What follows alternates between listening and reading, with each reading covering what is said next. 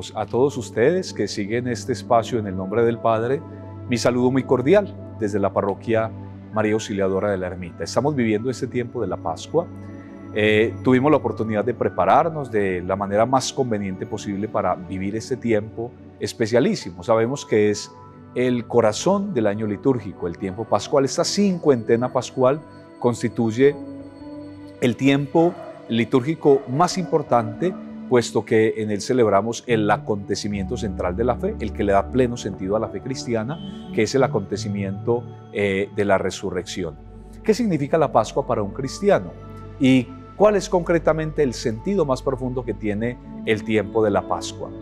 Es importante evocar el origen de la Pascua judía.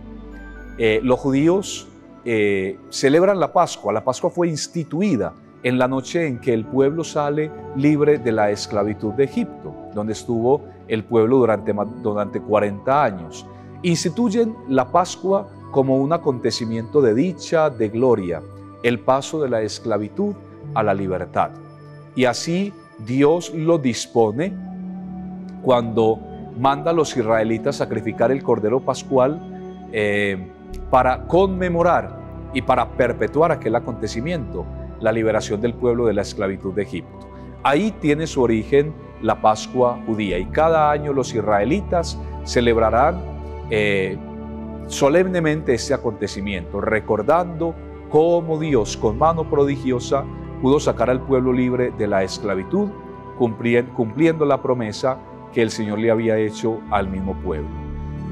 La Pascua cristiana se asemeja a la Pascua judía, en tanto que también celebra un acontecimiento de liberación. Es Jesucristo el que instituye la Pascua nueva y definitiva. Y esa Pascua cristiana celebra también el paso de la muerte a la vida, paso de la esclavitud del pecado a la libertad de los hijos de Dios. Jesucristo instituye la Pascua con su misterio pascual, con su muerte y con su resurrección, instituye también la Pascua cristiana. De tal manera que cada año también, como lo harán el pueblo judío, nosotros al celebrar la Pascua celebramos que fuimos liberados. Celebramos que un día también el Señor a nosotros nos rescató, nos sacó de esa tierra de tinieblas, de esa tierra de oscuridad, para trasladarnos a su luz maravillosa, a su luz admirable. ¿Cómo celebrar la Pascua? ¿Cómo podemos nosotros vivir a plenitud ese tiempo pascual? Pues viviendo la libertad de los hijos de Dios. San Pablo nos ha recordado que para ser libre nos ha liberado Cristo, que no tendría ningún sentido que después de haber sido libres y de haber alcanzado la libertad a través del sacrificio del Hijo de Dios, nosotros sigamos viviendo como esclavos, nosotros sigamos arrastrando cadenas o sigamos sometidos al enemigo, al espíritu del mal.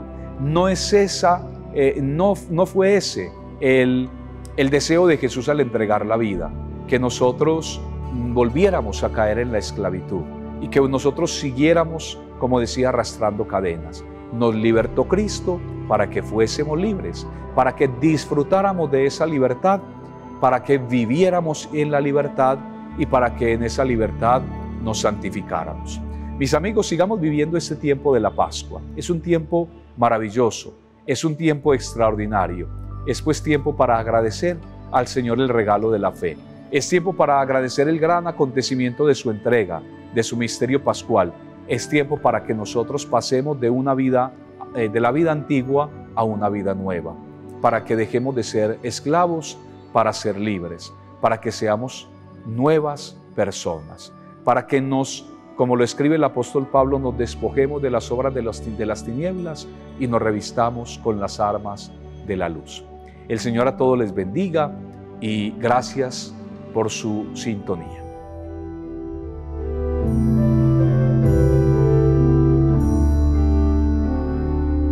¿Quién como Dios? Nadie como Dios. Bienvenidos a nuestro programa En el Nombre del Padre. Mi nombre es Verónica. Hoy vamos a hablar sobre la vida de un gran santo de nuestra iglesia. Ese librito se llama Vidas de Santos, contiene la vida de muchos santos de nuestra iglesia y hoy vamos a hablar de San Bruno. ¿Quién fue San Bruno? Resulta que San Bruno nació en el año 1030 en Colonia, en Alemania. Este es un santo que fue muy reconocido por su vida de austeridad y penitencia, también porque fue el fundador de la comunidad de los cartujos. Ustedes conocen, no sé si conozcan un poquito esa comunidad, pero bueno, resulta que este santo se empezó a interesar mucho por la consejería espiritual, tanto que a los 27 años aconsejaba a muchas personas importantes en esa región. Especialmente empezó a aconsejar a un joven que iba a ser el futuro Papa Urbano II. Es muy importante porque ese joven, cuando se ordenó, o sea, a sus 27 años empezó el apostolado, después se ordenó y después empezó a estudiar y a enseñar teología durante 18 años. Es muy importante porque él empezaba a aconsejar al obispo en ese tiempo y era pues muy importante en esa época. San Bruno tuvo una conversión cuando escuchó la narración de un hombre del pueblo que era muy adinerado, que hacía muchas obras de caridad y que era muy bueno. Ese hombre lo tenían como un santo. Pero San Bruno escuchó que cuando estaban en el velorio de ese hombre, escucharon la voz del muerto 3 veces. La primera vez dijo: he sido juzgado. Entonces la gente pues se atemorizó bastante. La segunda vez que escucharon su voz fue porque el muerto dijo: he sido encontrado o hallado culpable. Y la tercera vez dijo: he sido condenado. Entonces esto lo atemorizó demasiado y lo llevó a la conversión, a tal punto de que él dejó toda su vida material, mundana, para entregarse completamente al Señor. Bueno, entonces él se fue, él dijo: no, yo quisiera vivir en el silencio, en la vida interior. Entonces él se fue a un monasterio. Él se fue a un monasterio, es el monasterio de San Roberto de Molesmes. Y cuando él llegó a ese monasterio, él se dio cuenta de que tenían unas reglas demasiado estrictas y lo que él quería era entrar en la vida interior y en el silencio. Entonces él renunció a esa comunidad para fundar la comunidad de los cartujos.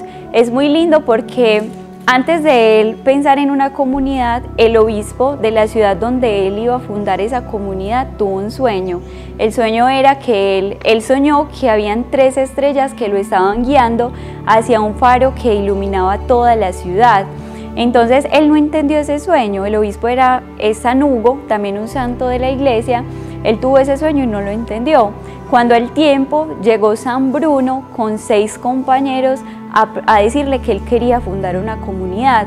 Entonces él inmediatamente, el obispo Hugo, entendió el sueño que la Virgen y el Señor le había permitido tener, y era porque allá se iba a fundar esa comunidad.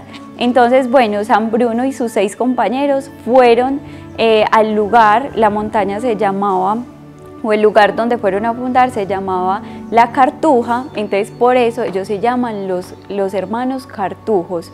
Bueno, fue una comunidad con un reglamento bastante estricto. San Bruno decía que se tenían que levantar a medianoche, pues a la medianoche a orar 1 hora o más, a las 5 de la mañana a orar, todos los días a mediodía y en la tarde a orar, silencio perpetuo. También tenían que podían recibir visitas solamente 1 vez al año.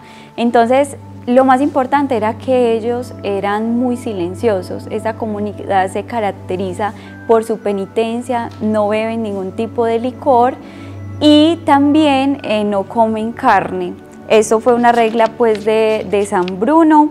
Él se tuvo que ir a aconsejar al Papa, entonces tuvo que renunciar a su comunidad, los cartujos, porque el Papa, que él había aconsejado desde su juventud, lo llamó para que se fuera para Roma a cumplir con sus deberes y que le ayudara. Entonces él tuvo que renunciar, pero muchos de sus compañeros se fueron con él porque no aguantaban su ausencia. Entonces se fueron con él a evangelizar, después le donaron una casa y allá fundaron otra vez otro convento de los cartujos. Entonces esta fue como la vida de San Hugo. ¿A qué nos invita este santo? De que todos nosotros tenemos una vida interior, que debemos ir allá a buscarnos en el silencio, a encontrarnos con Dios en el silencio.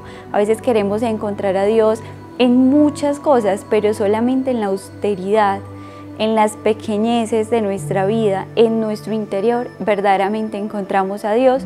Como decía San Agustín, lo buscaban tantas cosas, pero estaba dentro de él.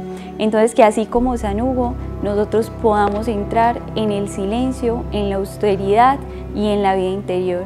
Y después de María, nadie como San José.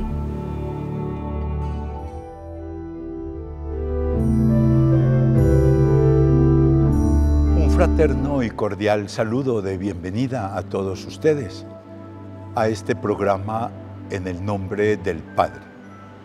Gracias por su sintonía. Nos complace sobremanera. Compartamos algunos mensajes importantes para nuestra vida y especialmente el alimento espiritual para nuestra existencia. El apóstol San Pablo en la carta a los Colosenses ha escrito: hermanos, si han resucitado con Cristo, busquen los bienes de allá arriba, donde Cristo está sentado a la derecha de Dios. Aspiren a los bienes de arriba, no a los de la tierra. Este mensaje es un mensaje de mucha esperanza y de mucho optimismo. El creyente y en general todos los seres humanos siempre tenemos aspiraciones, siempre miramos hacia adelante. No nos vamos como con la cabeza gacha, fijos en el piso. No, sabemos que tenemos que caminar con los pies en la tierra, pero la mirada puesta hacia adelante. Recuerdo mucho un texto de un autor que se llama Juan Salvador Gaviota, y es de una gaviota, que descubre que su misión es volar, mientras ve que sus colegas, ¿sí?, las otras gaviotas, solo se dedican a buscar alimento en la playa, no levantan el vuelo. Este descubre que su misión en la vida es levantar el vuelo, le cuesta y sufre mucho, pero al final logra elevarse. Hermanos, yo creo que esa enseñanza de Juan Salvador Gaviota está muy al unísono con este mensaje de la Sagrada Escritura. Si han resucitado con Cristo, ven que en la Iglesia celebramos distintos tiempos. Celebramos la Cuaresma, preparándonos para la Pascua. Ahora celebramos la Pascua, que es resurrección, que es salir del sepulcro, que es salir de la muerte a la vida nueva, ¿sí?, a la vida de Dios. Pues bien, el apóstol nos dice que hay que vivir como resucitados. ¿Y qué significa vivir como resucitados? Buscar las cosas, los bienes de allá arriba, donde está Cristo sentado a la derecha del Padre. Aspirar a los bienes de arriba, no a los de la tierra. Por eso en la Cuaresma se hablaba de pensar en los demás, de renunciar a una sociedad de consumo que nos quiere tener esclavos a las cosas de aquí, para elevar nuestra mirada, levantar nuestro corazón y buscar los bienes de arriba. ¿Qué significa buscar los bienes de arriba? Importante pregunta, y que vale la pena que nos detengamos en ello. Es buscar siempre el cultivo de los valores humanos y cristianos. Ese es un mensaje muy claro en el momento presente, porque a veces terminamos como desfalcados de los valores. ¿Cuántas veces decimos que hoy se perdieron los valores? No hay respeto, la libertad se convirtió en libertinaje, el amor no tiene espacio porque el egoísmo y lo que cada quien quiere y puede hacer y nada más. La justicia se convirtió en corrupción, cada quien busca para sí lo propio, desconociendo el derecho de los demás, etcétera. La violencia, fíjense, la vida termina en manos de los violentos, de los agresivos. Necesitamos levantar la mirada para buscar los bienes de arriba, es decir, los auténticos valores que hacen al hombre como tal, imagen y semejanza de Dios, al hombre renovado en Cristo Jesús.